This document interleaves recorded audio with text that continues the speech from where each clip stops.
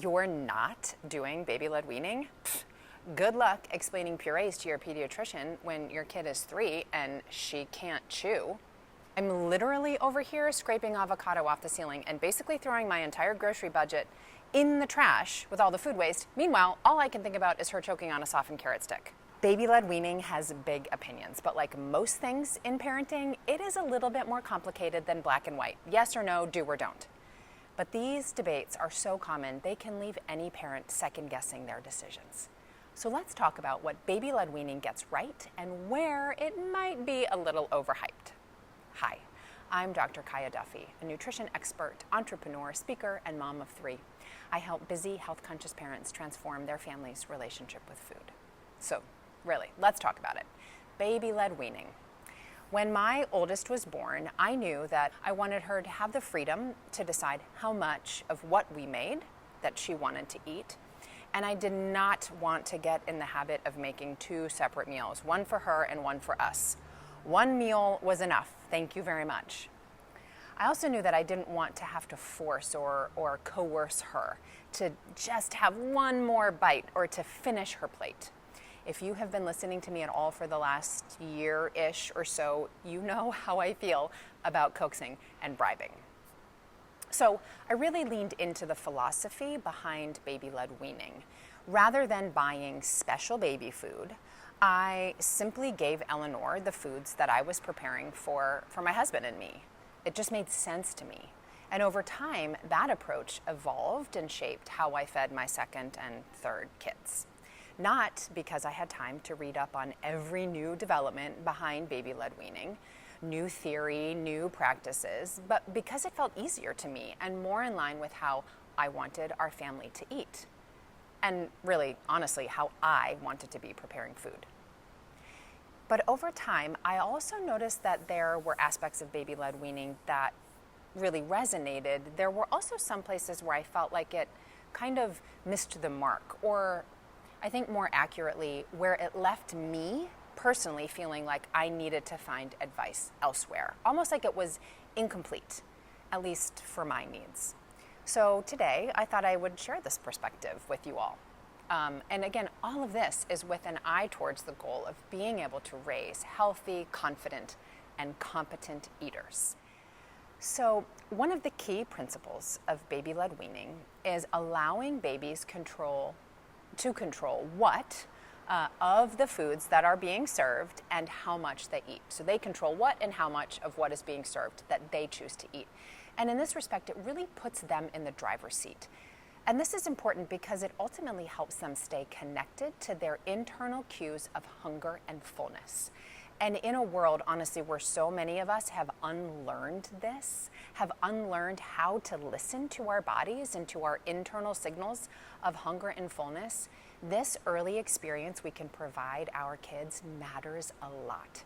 It really can set the stage for a healthier and more positive relationship with food in the long run.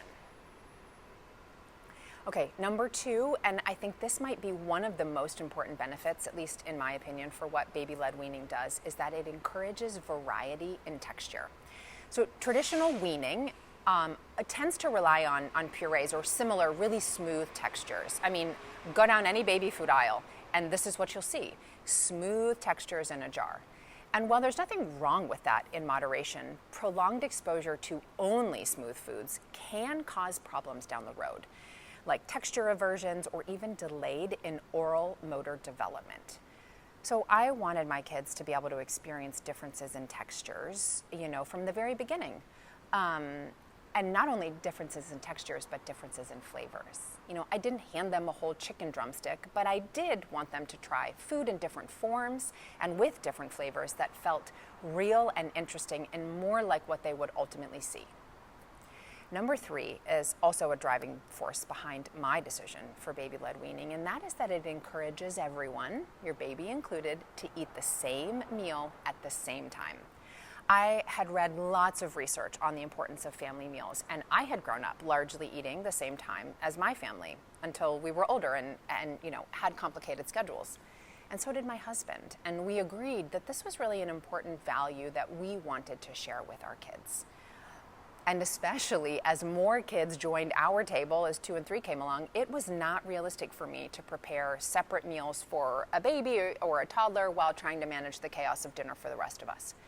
Baby-led weaning just made it easier for me to serve one meal, knowing everyone could participate. Because baby-led weaning is focused on self-feeding, there's also less room in there for that coaxing, bribing, requiring. And that means you can avoid power struggles, which, am I right? That is a win in anybody's book. Now, that didn't mean that I never fed my kids myself, or I never requested, please, please, please, just try it. Of course not. I mean, there are times when you have to do that. Maybe you don't want a huge mess, or you need their clothes to stay clean, or you don't have time for an extended and lengthy lunch, or you're eating tomato soup at grandma's house over her white carpet. I mean, whatever the reason.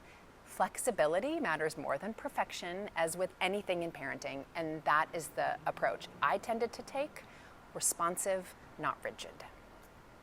All right, finally, this is where I think baby-led weaning also shines, and that is reason number 5. It aligns with how babies learn. Feeding themselves helps babies practice with coordination, chewing, and fine motor skills. These are all things that they want to do themselves, and they want to be mimicking what you do at the dinner table. You know how your baby is always reaching for the spoon when you're trying to spoon feed them? That's because they want to do what you are doing. They want to have a spoon to hold. They learn by doing. And that insight, actually, watching my oldest learn to feed herself and realizing what tools we had and what was missing from that process, is actually what led me to create Kizingo and our curved ergonomic spoons.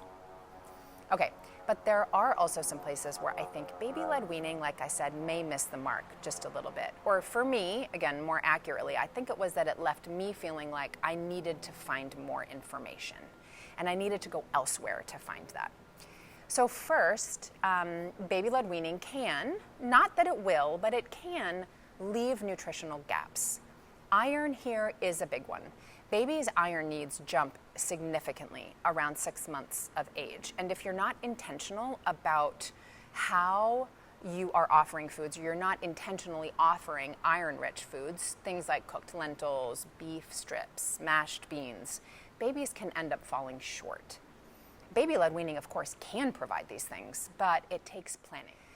Okay, number 2, not all of the foods I see as suggested as appropriate for baby-led weaning necessarily felt appropriate to me. I have seen advice suggesting that babies gnaw on chicken bones or raw carrot sticks, and that just really wasn't my style. It wasn't something I felt completely comfortable with. You know, safety does matter, of course, and I think that sometimes advocates of baby-led weaning can downplay that, people's needs for that. Gagging is normal, even if your baby is eating nothing but purees. But choking is a legitimate concern that parents shouldn't feel shame about feeling. So helping parents really understand the difference between these two, gagging and choking, and making sure that parents are trained to help in the case of actual choking, are really important and could go a long way in adding to baby-led weaning. Okay, number 3, where baby-led weaning may miss the mark is that it doesn't necessarily provide guidance on how to teach some key skills. So those early months in baby-led weaning focuses a lot on using hands, and some parents may want more guidance on things like how to introduce utensils. I personally did use purees, and I did use spoons to self-feed. It was never a one-size-fits-all kind of way of feeding, and I don't think it should be. Learning how to eat is a skill, and like any skill, kids benefit from teaching, from support, and from modeling. All right, number 4, where could baby-led weaning maybe miss the mark? And this is one of my personal biggest issues with the baby-led weaning community at large. Sometimes can feel like if you're not doing it all the way, you're doing it wrong. I certainly felt this kind of pressure reading certain sites. But feeding your child, you know, it can't be this like purity contest. I think that how we feed our kids is just as important as what we feed them. And that can include flexibility. It can include finding compassion with ourselves, with our kids, with our friends, with strangers, and being responsive both to your child's needs and to your family's needs. It cannot be a one-size-fits-all. There is no right or wrong. All right.